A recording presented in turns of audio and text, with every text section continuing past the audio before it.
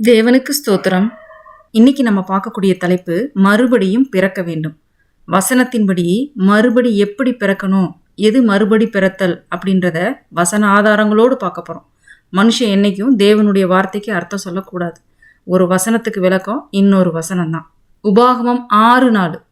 இஸ்ரவேலை கேள், நம்முடைய தேவனாகிய கர்த்தர் ஒருவரே கர்த்தர். இதுதான் அடிப்படையான உபதேசம். இயேசுவானவரை கிறிஸ்து, இயேசு கிறிஸ்துவே கர்த்தர் அப்படின்னு சொல்லக்கூடிய அப்போஸ்தல உபதேசம் தான் இது. ஒரே ஒரு தேவன் தான், அந்த தேவன் தான் மாம்சத்தில் நமக்காக வெளிப்பட்டார். அதை விசுவாசிக்கணும். அதுதான் உண்மையான ஒரு விசுவாசம். உபாகமம் 30:6 உன் தேவனாகிய கர்த்தரில் நீ உன் முழு இருதயத்தோடும் உன் முழு ஆத்மாவோடும் அன்பு கூர்ந்து பிழைக்கும்படி உன் தேவனாகிய கர்த்தர் உன் இருதயத்தையும் உன் சந்ததியாரின் இருதயத்தையும் விருத்த சேதனம் பண்ணி. தேவனிடத்துல முழு இருதயத்தோடும் முழு ஆத்மாவோடும் அன்பு கூர்ந்து பிழைக்கணும் அப்படின்றார். எப்படி அன்பு கூர்றதா? முழு இருதயத்தோடும் முழு ஆத்மாவோடும் அன்பு கூறணுமா. அப்படி செய்யறதுக்கு ஆண்டவரே என்ன செய்யறாராம்? நம்முடைய இருதயத்தையும் நம்முடைய சந்ததியாரோட இருதயத்தையும் விருத்த சேதனம் பண்றாராம். ஆண்டவரிடத்துல அன்பு கூறுறதுன்னா என்ன அப்படின்றத ஃபர்ஸ்ட் நம்ம பார்ப்போம். மத்தேயு 22:35, 36 பார்க்க போறோம். அவர்களில் நியாயசாஸ்திரி ஒருவன் அவரை சோதிக்கும்படி, போதகரே, நியாய பிரமாணத்தில் எந்த கற்பனை பிரதானமானது என்று கேட்டான். அவரை சோதிக்கிறதுக்கு, இயேசு கிறிஸ்துவ சோதிக்கிறதுக்கு நியாயசாஸ்திரி என்ன கேட்கிறார் பாருங்க. கற்பனைகளில் பிரதான கற்பனை எது அப்படின்ட்டு கேட்கிறார். அதற்கு இயேசு என்ன சொல்றாரு பாருங்க. இயேசு அவனை நோக்கி, உன் தேவனாகிய கர்த்தரிடத்தில் உன் முழு இருதயத்தோடும் உன் முழு ஆத்மாவோடும் உன் முழு மனதோடும் அன்பு கூறுவாயாக. இது முதலாம் பிரதான கற்பனை அப்படின்னு இயேசு கிறிஸ்து சொல்றார். இயேசு கிறிஸ்து எவ்வளவு தெளிவா சொல்லிட்டார் பார்த்தீங்களா? முழு இருதயத்தோடும் உன் முழு ஆத்மாவோடும் உன் முழு மனதோடும் அன்பு கூறணும்னு சொல்லிட்டார். சரி, எப்படி அன்பு கூறுறதுன்னு ஆண்டவர் எங்க சொல்லியிருக்கிறாரு அப்படின்னு அடுத்து பார்ப்போம். யோவான் 14:15 பாருங்க. நீங்கள் என்னிடத்தில் அன்பா இருந்தால் என் கற்பனைகளை கை கொள்ளுங்கள் அப்படின்றார். அப்ப அவன் உண்மையா ஆண்டவர்கிட்ட அன்பா இருக்கிறேன், ஆண்டவரே நான் உண்மை நேசிக்கிறேன்னு சொல்றது வெறும் வாய் வார்த்தையினால கிடையாது, அவருடைய கற்பனைகளை கை கொள்ளணும். அடுத்து பாருங்க, எசேக்கியேல் 11:19 20 அவர்கள் என் கட்டளைகளின்படி நடந்து என் நியாயங்களை கை கொண்டு அவைகளின்படி செய்ய நான் அவர்களுக்கு ஏக இருதயத்தை தந்து அவர்கள் உள்ளத்தில் புதிய ஆவியை கொடுத்து கல்லான இருதயத்தை அவர்கள் மாம்சத்திலிருந்து எடுத்து போட்டு சதையான இருதயத்தை அவர்களுக்கு அருளுவேன். அவர்கள் என் ஜனமாய் இருப்பார்கள், நான் அவர்கள் தேவனாய் இருப்பேன். இது தேவன் கொடுக்கக்கூடிய ஒரு மிகப்பெரிய ஒரு வாக்குத்தத்தம். என்ன வாக்குத்தத்தம்? அவர்கள் என் கட்டளைகளின்படி நடந்து என் நியாயங்களை கை கொண்டு அவைகளின்படி செய்ய நான் அவர்களுக்கு ஏக இருதயத்தை தந்து, இதை நான் தருவேன், ஏக இருதயத்தை தருவேன்னு சொல்றார். அவர்கள் உள்ளத்தில் புதிய ஆவியை கொடுப்பேன்னு சொல்றார். அவருடைய கட்டளைகளின்படி நடக்கிறதுனா சும்மா கிடையாது. அது நம்முடைய மாம்சத்துல என்னைக்கு நம்மளால நிறைவேற்ற முடியாது. நம்முடைய சொந்த செயல்னால நம்ம என்ன செய்ய முடியாது, என்னைக்கு நம்ம நீதிமான் ஆக முடியாது. கிறிஸ்துவனுடைய நீதினால மாத்திரம்தான் நம்ம நீதிமான் ஆக முடியும். அதை நம்ம அடிப்படையாக நம்ம புரிஞ்சுக்கணும். ஆண்டவருக்கு தெரியும் நம்மளால் எதுவும் செய்ய முடியாதுன்றதுனால தான் அவர் என்ன செய்கிறாரு, அவர்கள் உள்ளத்தில் புதிய ஆவியை கொடுத்து கல்லான இருதயத்தை அவர்கள் மாம்சத்திலிருந்து எடுத்து போட்டு சதையான இருதயத்தை அவர்களுக்கு அருளுவேன் அப்படின்னு சொல்கிறார். அவருடைய ஆவியை கொடுக்கறத பற்றி தான் இந்த இடத்துல சொல்லப்பட்டிருக்கு. அப்போதான் நம்மளுடைய கல்லான நம்மளுடைய இருதயம் போயிட்டு நமக்கு சதையான இருதயம் நமக்கு கிடைக்கும். சரிங்களா? அடுத்து பாருங்க, எசேக்கியேல் 36:26 27 உங்களுக்கு நவமான இருதயத்தை கொடுத்து உங்கள் உள்ளத்தில் புதிதான ஆவியை கட்டளையிட்டு கல்லான இருதயத்தை உங்கள் மாம்சத்திலிருந்து எடுத்து போட்டு சதையான இருதயத்தை உங்களுக்கு கொடுப்பேன். உங்கள் உள்ளத்திலே என் ஆவியை வைத்து, புதிய ஆவி நம்ம ஏற்கனவே படிச்சோமா, உங்கள் உள்ளத்திலே என் ஆவியை வைத்து உங்களை என் கட்டளைகளில் நடக்கவும் என் நியாயங்களை கை கொள்ளவும் அவைகளின்படி செய்யவும் பண்ணுவேன். நம்மளால அவருடைய கற்பனைகளை அப்படியே ஃபாலோ பண்ணிட முடியுமா? நம்மளுக்கு அவ்வளோ பலன் இருக்கா? இல்லை. அதனால தான் தேவன் என்ன செய்கிறாரு, அவருடைய ஆவியை நம்மளுடைய உள்ளத்தில் வைத்து நம்மளை என்ன செய்கிறாரு? அவருடைய கட்டளைகளில் நடக்கவும் அவருடைய நியாயங்களை கை கொள்ளவும் ஆண்டவர் செய்கிறார். தேவனுடைய கிருபை இல்லாமல் நம்மளால் இதை என்ன செய்ய முடியாது? செய்ய முடியாது. அவர் ஆவியை கொடுக்காம நம்மளால் ஒன்றும் செய்ய முடியாது. என்னாலன்றி உன்னால் ஒன்றும் செய்யக்கூடாதுன்னு சொல்கிறார் ஆண்டவர். உன்னால் ஒன்றும் பண்ண முடியாது. நான் இல்லாமல் உன்னால் எதுவுமே செய்ய முடியாது. நீங்கள் யோவான் 15வது அதிகாரத்தை படித்து பாருங்கள். அவர் இல்லாமல் நம்மளால் கனி கொடுக்க முடியாது. தேவனுடைய ஆவி இல்லாமல் ஆவின் கனியை உங்களால் எப்படி கொடுக்க முடியும்? அடுத்து பாருங்கள், யோவான் 3ஆம் அதிகாரம் 3ஆம் வசனம். இயேசு இங்கே நிக்கோதேமுகிட்ட பேசுகிறார். கர்த்தராகிய இயேசு கிறிஸ்து என்ன சொல்கிறாரு பாருங்க. இயேசு அவனுக்கு பிரதியுத்தரமாக, ஒருவன் மறுபடியும் பிறவாவிட்டால் தேவனுடைய ராஜ்யத்தை காண மாட்டான் என்று மெய்யாகவே மெய்யாகவே உனக்கு சொல்லுகிறேன் என்றார். மறுபடி பிறந்தாதான் தேவனுடைய ராஜ்யத்தை காண முடியும், தேவனுடைய ராஜ்யத்தில் பிரவேசிக்க முடியும். புரியுதாங்க? அப்போ மறுபடி பிறக்கிறதுனா என்ன? ஆண்டவர் அழகா திரும்ப சொல்றாரு பாருங்க நிக்கோதேமுட்ட. மாம்சத்தினால் பிறப்பது மாம்சமாயிருக்கும், ஆவியினால் பிறப்பது ஆவியாயிருக்கும்.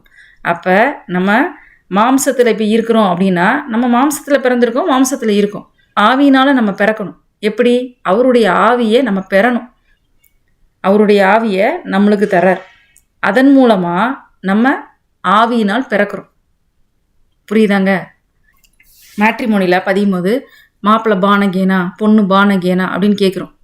பானகேனா என்ன? நான் திருந்திட்டேங்க, நான் இப்போ கொஞ்சம் பைபிள் படிக்கிறேன் அப்படின்னா பானகேனா? கிடையாதே. மறுபடி பிறக்கிறது அது கிடையாதே. தேவன் அவருடைய ஆவியை நம்மளுடைய இருதயத்தில் வைத்து கல்லான இருதயத்தை எடுத்து போட்டு சதையான இருதயத்தை நமக்கு தர்றது தான். அப்படி தந்தால் மாத்திரம்தான் நம்மளால் அவருடைய கற்பனைகளை கை கொள்ள முடியும். கற்பனைகளை கை கொள்வது தான் அவர் மேலே நம்ம அன்பாக இருக்கிறது. அதனால் தெளிவாக புரிஞ்சுக்கோங்க. மறுபடி பிறக்கிறதுனா தேவனுடைய ஆவியை பெறுவது. அடுத்து பாருங்க, யாக்கோபு 1ஆம் அதிகாரம் 17வது வசனத்தையும் 18வது வசனத்தையும். நன்மையான எந்த ஈவும் பூரணமான எந்த வரமும் பரத்திலிருந்துண்டாகி சோதிகளின் பிதாவினிடத்திலிருந்து இறங்கி வருகிறது. அவரிடத்தில் யாதொரு மாறுதலும் யாதொரு வேற்றுமையின் நிழலும் இல்லை. அவர் சித்தம் கொண்டு தம்முடைய சிருஷ்டிகளின் நாம் முதற் பலன்களாவதற்கு நம்மை சத்திய வசனத்தினாலே ஜெனிப்பித்தார். எதனால ஜெனிப்பித்தாரா? சத்திய வசனத்தினால ஜெனிப்பித்தார். புரியுதாங்க? வசனத்தினால ஜெனிப்பிக்கப்பட்டிருக்கணும். அதுதான் மறுபடி பிறக்கிறது. அவருடைய ஆவியினால மறுபடி பிறக்கிறது. அவருடைய ஆவியை பெற்றிருக்கணும்.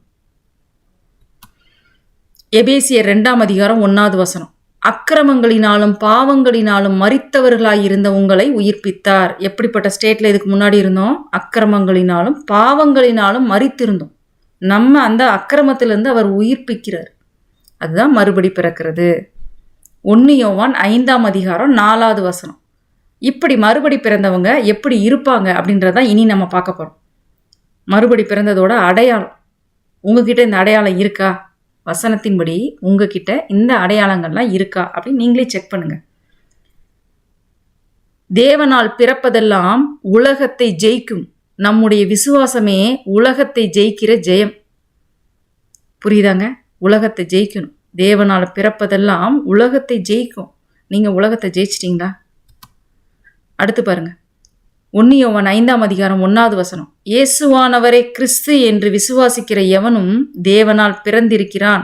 பிறப்பித்தவரிடத்தில் அன்பு கூறுகிற எவனும் அவரால் பிறப்பிக்கப்பட்டவனிடத்திலும் அன்பு கூறுகிறான். இயேசுவானவரை கிறிஸ்து அப்படின்னு விசுவாசிக்கணும். இயேசு கிறிஸ்து இயேசு கிறிஸ்துன்னு சொன்னா பத்தாது. இயேசுவானவரை கிறிஸ்து. கிறிஸ்துனா யாரு? சர்வத்திற்கும் மேலான தேவன். இயேசு கிறிஸ்து தான் தேவன், அவர் தான் பிதா அப்படின்னு விசுவாசிக்கணும். அவங்க தான் தேவனால் பிறந்தவங்க. தேவனால் பிறந்தவங்கன்னா தேவனுடைய ஆவியை பெற்றவங்க, வசனத்தினால பிறந்தவங்க. புரியுதாங்க? நீங்கள் வசனத்தினால பிறந்திருக்கிறீங்களா? உங்களால் விசுவாசிக்க முடியுதா? இயேசுவானவரை கிறிஸ்து, இயேசு கிறிஸ்துவே கர்த்தர் என்ற அப்போஸ்தலர் உபதேசத்தை உங்களால் விசுவாசிக்க முடியுதா? தடையே இல்லாமல், எந்த சந்தேகமும் இல்லாமல், ஆமாம் என்னுடைய தேவன் ஒருத்தர் தான், அவர் தான் மாம்சத்தில் வெளிப்பட்டார் அப்படின்னு உங்களால் பகிரங்கமாக எல்லார் முன்னாடியும் உங்களால் சொல்ல முடியுதா? சொல்ல முடிஞ்சாதான் நீங்கள் விசுவாசிக்கிறீங்கன்னு அர்த்தம். பகிரங்கமாக சொல்லணும். அதை சொல்ல கூச்சப்படக்கூடாது. 3 தேவன் சொல்லி தவறாக சொல்கிறவங்க கொஞ்சம் கூட வெக்கப்படுறதே கிடையாது. திரித்துவம்னு இல்லாத ஒரு வார்த்தையை, ஒரு கள்ள உபதேசத்தை அவ்வளோ பகிரங்கமாக சொல்கிறாங்க. இயேசுவானவரே கிறிஸ்து, இயேசு கிறிஸ்துவே கர்த்தர்னு சொல்ல நாம ஏன் வெக்கப்படணும்? நம்முடைய தேவன் ஒருவர் தானே, ஒரே ஒரு தேவனை தானே நம்ம வழிபடுறோம். தேவன் 3 பேர்னு சொல்லியிருக்காரா? 3 இடத்துல மாத்திரம்தான் இருக்க முடியுமா? 3ஆ மாத்திரம்தான் அவரால் இருக்க முடியுமா? அவருடைய வல்லமையை என்னைக்கு மட்டுப்படுத்தாதீங்க. இல்லாத ஒரு வார்த்தையை வச்சு தேவனுடைய வல்லமையை மட்டுப்படுத்துறீங்க நிறைய பேர். தேவனுடைய வசனத்துக்கு திரும்புங்க. 1 யோவான் 2ஆம் அதிகாரம் 29வது வசனம். அவர் நீதியுள்ளவராய் இருக்கிறார் என்று உங்களுக்கு தெரிந்திருப்பதினால் நீதியை செய்கிறவன் எவனும் அவரில் பிறந்தவன் என்று அறிந்திருக்கிறீர்கள். நீங்க அவரில் பிறந்திருக்கிறீங்களா? அவருடைய ஆவியினால் பிறந்திருக்கிறீங்களா? மறுபடி பிறந்திருக்கிறீங்களா? அப்போ உங்களுடைய தேவன் நீதியுள்ளவராய் இருக்கிறதுனால நீங்களும் எப்படி இருப்பீங்க? நீதியை செய்கிறவர்களாய் இருப்பீர்கள். நீங்கள் நீதியை செய்கிறீர்களா? எபேசியர் 4ஆம் அதிகாரம் 18வது வசனம். இது ஆண்டவரை விசுவாசிக்காதவங்க, அவருடைய ஆவியை பெறாதவங்க, அவங்கள பற்றி தான் இங்கே பார்க்க போகிறோம். அவர்கள் புத்தியில் அந்தகாரப்பட்டு தங்கள் இருதய கடினத்தினால் தங்களில் இருக்கும் அறியாமையினாலே தேவனுடைய ஜீவனுக்கு அந்நியராக இருந்து. எதற்கு நீங்கள் அந்நியராக இருக்கீங்க?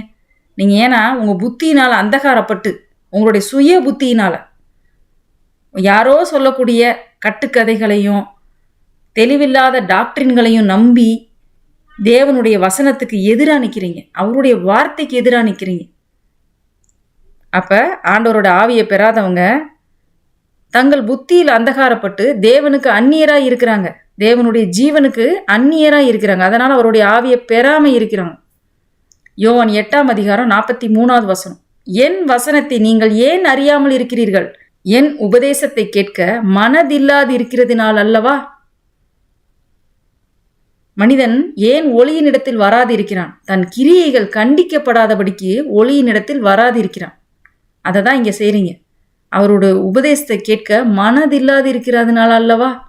எனக்கு எல்லாம் தெரியும், நான் பாரம்பரியமாக இந்த சபைக்கு போகிறேன், நான் பிறந்ததுலேருந்து இந்த சபை, என்னோட ஆதி முன்னோர்கள்லேருந்து நாங்கள் சபைக்கு போகிறோம், இந்த சபையை சேர்ந்தவங்க இங்கே இதுதான் சொல்லியிருக்காங்க, எனக்கு தெரியாமல் இருக்குமா? நான் எவ்வளோ பைபிள் படிச்சிருக்கேன் தெரியுமா? அப்படின்னு நீங்கள் ஒரு மேட்டிமையாக இருக்காதீங்க. ஆண்டவர்கிட்ட வாங்க, தாழ்மையோடு வாங்க. ஆண்டவரே, உண்மை பற்றி எனக்கு சொல்லித்தாங்கப்பா, உண்மையாக நம்ம தெரிஞ்சுக்கணும்னு நினைக்கிறேன் அப்படின்னு சொல்லிட்டு அவரிடத்துல கேளுங்க. நான் சொல்கிறதெல்லாம் நீங்கள் நம்பணும்னு அவசியம் கிடையாது. வசனத்தை எடுத்து வைங்க. வசனம் என்ன சொல்லுது? இப்போ நான் ஒரு வசனம் படிக்கிறேன்னா அந்த வசனத்தை எடுத்து வைங்க. அதுக்கு முன்னாடி பின்னாடி எல்லாத்தையுமே நீங்கள் படிங்க, செக் பண்ணுங்கள். ஒருத்தவங்க வசனத்தை சொல்கிறாங்கன்றதுனால நீங்கள் அப்படியே பிளைண்டாக நம்ப வேணாம். தேவனோட சமூகத்தில் உட்காந்து உண்மையான தாகத்தோட அவரை அறிஞ்சிக்கணும் அப்படின்ற ஒரு எண்ணத்தோடு நீங்கள் தேடும்போது தேவன் உங்களுக்கு அவரை வெளிப்படுத்துவார். உபாகமம் 29வது அதிகாரம் 4வது வசனம். ஆகிலும் கர்த்தர் உங்களுக்கு உணரத்தக்க இருதயத்தையும் காணத்தக்க கண்களையும் கேட்கத்தக்க காதுகளையும் இந்நாள் வரைக்கும் கொடுக்கவில்லை. யாரெல்லாம் ஆண்டவரை விசுவாசிக்க முடியலையோ, ஒரே தேவன்றதை விசுவாசிக்க முடியலையோ, அவருடைய ஆவியை பெறாமல் மறுபடி பிறக்காமல் யாரெல்லாம் இருக்கிறீங்களோ உங்களுடைய நிலை தான் இது. ஆகிலும் கர்த்தர் உங்களுக்கு உணரத்தக்க இருதயத்தையும் காணத்தக்க கண்களையும் கேட்கத்தக்க காதுகளையும் இந்நாள் வரைக்கும் கொடுக்கவில்லை. உங்களால் விசுவாசிக்க முடியலையா? தேவன் மாம்சத்தில் வெளிப்பட்டார் அப்படின்றத விசுவாசிக்க முடியலையா? இயேசு கிறிஸ்துவே கர்த்தன்றதை விசுவாசிக்க முடியலையா? உங்களோட ஸ்டேட் இதுதான். உங்களுக்கு இன்னும் உணரத்தக்க இருதயம் கிடைக்கல, காணத்தக்க கண்கள் கிடைக்கல, கேட்கத்தக்க காதுகள் இந்நாள் வரைக்கும் உங்களுக்கு கொடுக்கவில்லை. தேவனிடத்துல கேளுங்க, உணரத்தக்க இருதயத்தை தாரும் ஆண்டவரே, காணத்தக்க கண்களை தாரும், கேட்கத்தக்க காதுகளை தாரும் தேவனே அப்படின்னு சொல்லி கெஞ்சி கேளுங்க ஆண்டவர்கிட்ட. தேவன் ஒருத்தர் தான், அவர் கர்த்தராகிய இயேசு கிறிஸ்து. இந்த அடிப்படை உபதேசத்தை தான் அப்போஸ்தலர்கள் சொல்லி வந்தார்கள். வசனத்தை எடுத்து வச்சு படிங்க, தேவனோட துணையை தேடுங்க. தேவனோட ஆடுகள்லாம் தேவனிடத்தில் வாங்கன்னு சொல்லக்கூடிய ஒரு சாதாரண ஒரு சத்தம் தான் என்னோட சத்தம்.